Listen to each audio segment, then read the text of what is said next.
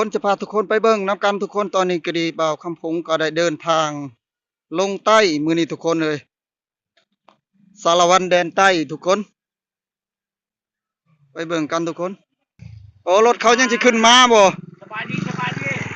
รถจะคันนะฮะรถจะคันอยู่พุ่นเออครัวนั่นครัวไต้บ่ได้บ่ครัวฮะหัวนี่รถจักรโอ้ที่รถนี่ได้บ่รถนี่ก็ต้องขึ้นนั่นคือกันขึ้นบักคือกันบ่โอ้ต้องขึ้นบักทุกคนเลยอันนี้ก็จะเป็นรถเฮานี่กำลังเดินทางทุกคนสิขี่บักแล้วทุกคนเลยตอนนี้ก็ดีมันเพราะว่าเป็นแม่น้ำใหญ่ทุกคนไปทุกคนไปเบิ่งกันว่ากว้างส่ำใดทุกคนเป็นเซโดนทุกคนคงเซโดนเขาเอิ้นเซโดนทางนี้จะเป็นครัวทุกคนมารีวิวให้เบิ่งก่อนทุกคนเอ้ยโอ้ทุกคนโผครัวรถจักรไปได้ทุกคนแต่ว่ารถใหญ่ไปบ่ได้ทุกคนเลยอ๋อ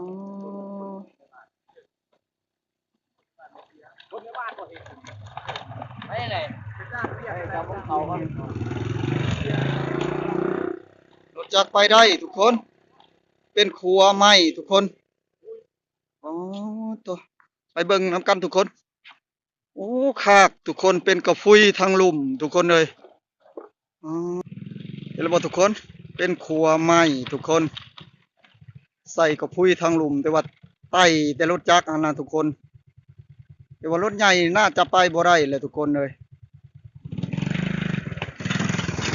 นี่ไปแล้วนี่ไปแล้วว่ะโอ้ทุกคนมาเบิ่งน้ำกว้างแท้เอาว่าทุกคนใสอยู่น้ำก็ดีมาเบิ่งธรรมชาติสวยงามทุกคนเลย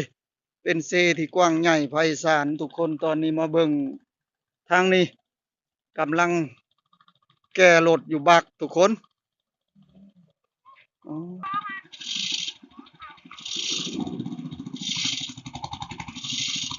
หอดฝั่งแล้วหอดฝั่งแล้ว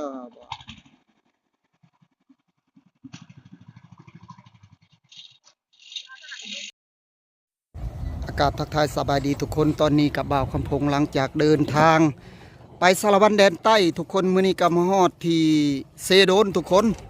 หลังจากกินปิ้งไก่นาปงแล้วทุกคนเรียบร้อยแซ่บทุกคนมื้อปันนี้ก็มาเที่ยวทางนี้ทุกคนเฮาขึ้นบักแล้วตอนนี้ทุกคนรถทางรถเฮาก็ได้ขึ้นแล้วทุกคนขึ้นบักทุกคนสิข้ามเบื้องนั้นคันว่าเฮาสิไต่ก็ได้เสียเงินอีกเด้อทุกคนเพิ่นเก็บขายโอ้ดูทุกคนมาเบิ่งบรรยากาศทุกคนทุกคนเลยผู้เห็นแล้วบ่ทุกคนเป็นเซที่กว้างใหญ่ไพศาลทุกคนสวยงามทุกคนแบบธรรมชาติสดๆได้พี่น้องในบรรยากาศยามเช้าตอนนี้ก็ประมาณ8 โมงนี่แหละทุกคนเลยมาฮอดออกมาแต่สวรรค์เช้านี่ก็ประมาณ4 โมงเช้าทุกคนกลับมาฮอดพี่8 โมงก็ถือว่าไวเติบและทุกคนออกมาในบรรยากาศยามเช้าอันนี้ก็จะเป็นทีมงานเฮาทุกคนกำลังสิเดินทางมุ่งหน้าผู้และไปภาคนั่นผู้และทุกคนเพราะว่าข้ามบ่ได้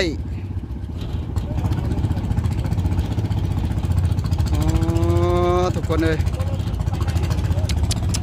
สวยงามหลายทุกคนมากับน้องสาวทุกคนสิไปบ้านน้องชายทุกคนเพราะว่าน้องชายเอาเมียอยู่ทางพี่ทุกคนอยู่สารวันแดนใต้ทุกคนเลยตอนนี้เขาก็ได้ขึ้นบักทุกคนโอ้มาเบิ่งบรรยากาศสวยงามหลายทุกคน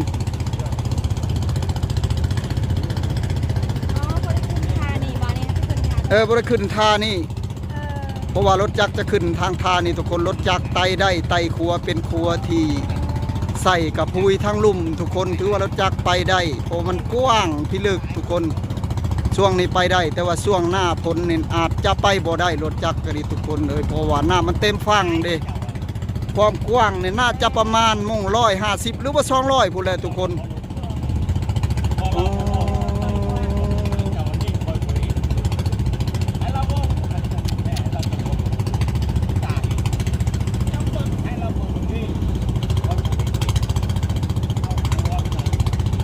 งาม งามหลายทุกคน คนละทาง วันนี้มาขึ้นท่า แม่ละว่างเลยครับ ท่านี้ท่านเดียทางขึ้นน่ะเด้โอ้คนละทางกับรถจักรเนาะคนส่วนทางนี้ก็จะเป็นทางใต้ทุกคน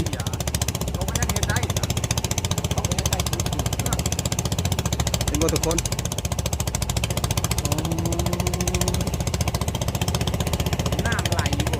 น้ำเขียวทุกคนเลยปูปลาหน้าน้ำถือว่าหาอยู่หากินสะดวกเลยทุกคนเฉพาะอยู่ที่เซโดนนี่ทุกคนเอากระหอดเครื่องเลยทุกคนตอนนี้ก็อยู่เครื่องเลยทุกคนหลังจากมาแต่ภาคนั้นเห็นว่าทุกคนส่วนรถมีแต่ขี่บักมาเลยทุกคนเลยกันโบขี่ก็ไปบ่ได้คนเห็นแล้วว่าทุกคนบรรยากาศสวยงามหลายทุกคนเลย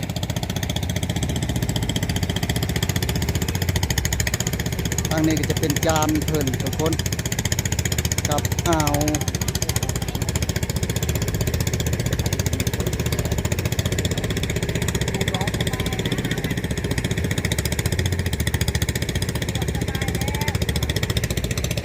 ใกล้สิฮอดฝั่งแล้วบาทนี้ทุกคนเลยใกล้แล้วใกล้แล้ว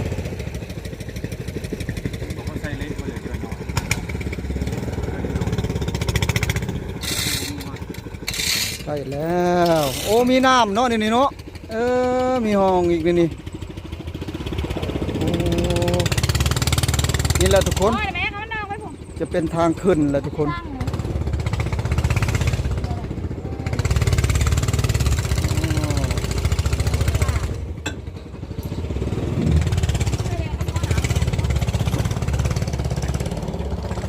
เห็นแล้วบ่ทุกคนทางขึ้นอันนี้จะเป็นทางรถใหญ่ที่เพิ่นขึ้นบ้านนี้รถเฮาก็ได้ฮอดแล้วทุกคนเอ้ยบ้านนี้พูนเอาเบิ่งฮอดฟังแล้วตอนนี้ฮะ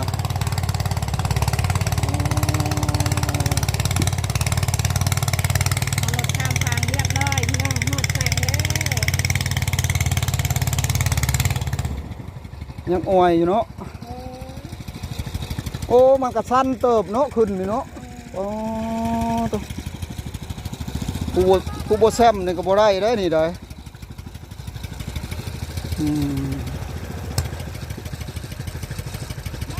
เก่งมอน้อยๆเนาะครับโอ้เก่งยอมรับว่าเก่งเลยโอ้สักนี่อย่างเนาะ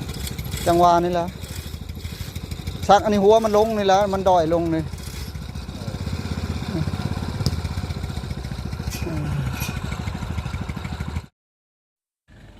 บันนี้รถก็ได้ขึ้นแล้วทุกคนถือว่าฮอดแล้วบันนี้สิได้ขึ้นแล้วขึ้นแล้วทุกคนเลยบาทนี้แล้วทุกคนโอ้จนบ่จะขึ้นพวกแล้วขึ้นแล้วทุกคนวันนี้อ่ะทุกคนได้ข้ามก็ได้มาฮอดเบื้องนี่แล้วทุกคนเป็นที่เรียบร้อยบาทนี้ฮะแม่คามเซบ่ไอ้กำน้องบ่ข้าด้านเพิ่นเลย เพื่อนได้เพิ่นเป็นกองเลยคิดได้ออกยูทูบได้ไหน นายโดมเขาใจดีเลยทางนี้ทุกคนเลยมื้อนี้ฮะไปเดินทางปลอดภัยพองเลยทุกคนจะเป็นอันเซโดนเด้อบอลเพิ่นเป้าหมายบอลเพิ่นเก็บค่านับไปว่ารถไปทุกคนรถจักรเพิ่นก็เก็บแบบว่าบูรณะครัวเพิ่นนี่แหละทุกคนเฮ็ดครัวนี่แหละทุกคนเลยมาเบิ่งน้ำมันโอ้มันกว้างทุกคนถ่ายไว้เป็นทีละลึกทุกคนเลยจะเป็นงามคักเนาะบ่เคยมาจักเทื่อครัวยังก็เนี่ยครัวนี่ฮะโอ้ครัวบ่อนแก่งโคนเมืองคงเซโดน ค่อยไปแต่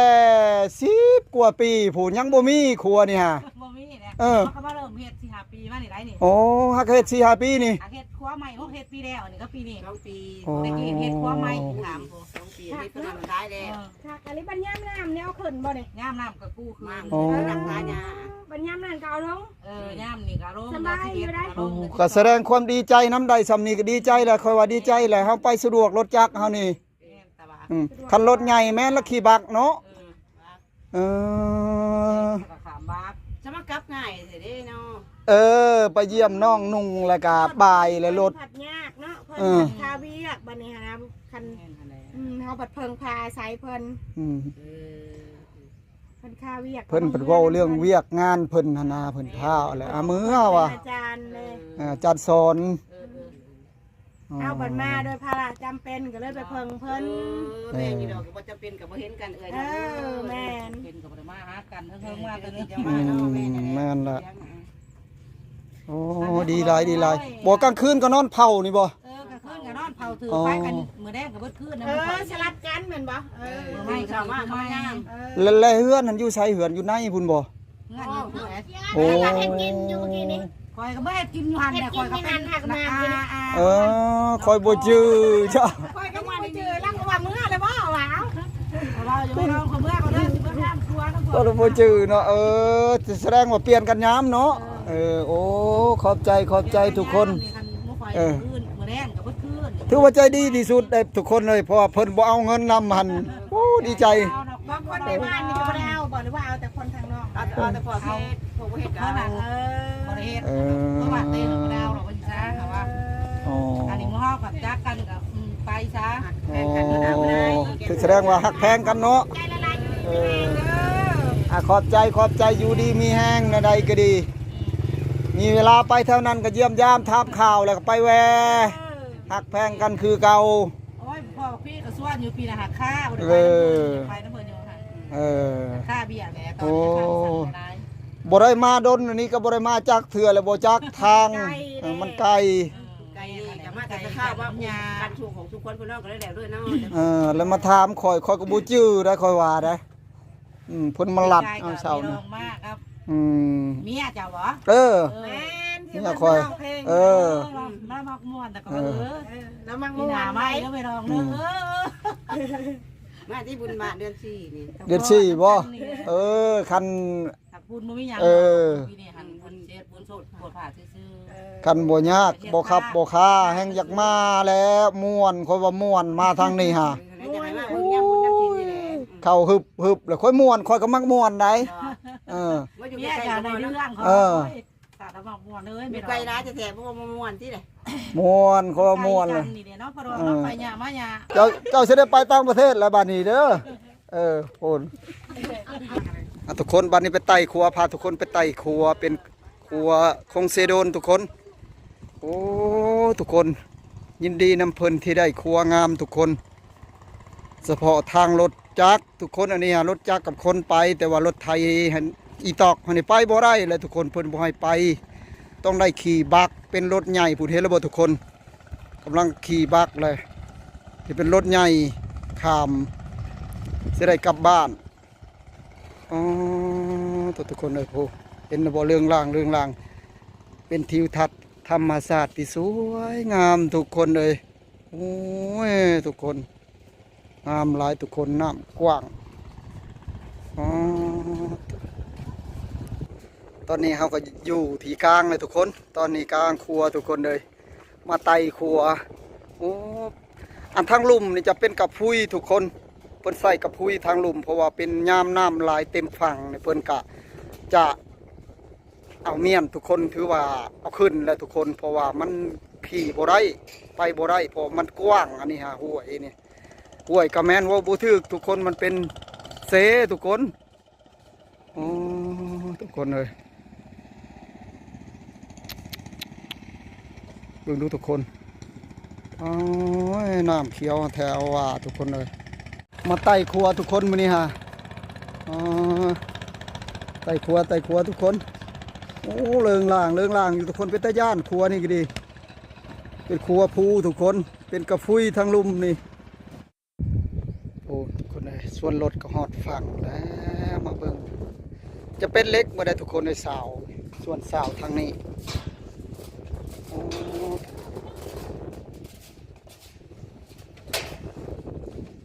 ทุกคนโอ้รถท่าเลยทุกคนเลยไปก่อนให้เพิ่นขึ้นท่าอยู่ถึงพุ่นแหละโอ้ย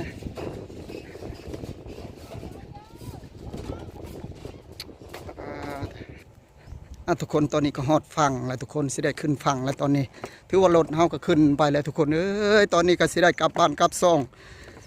ถือว่า1 โมงทุกคนเพื่อสิฮอดบ้านฮอดสวรรค์เฮาก็พอแห้งทุกคนโอ้เป็นรถจักรเพิ่นมาแล้วทุกคนเอ้ยทุกคนส่วนคลิปนี้ก็สิได้จบซ้ำนี้ก่อนทุกคน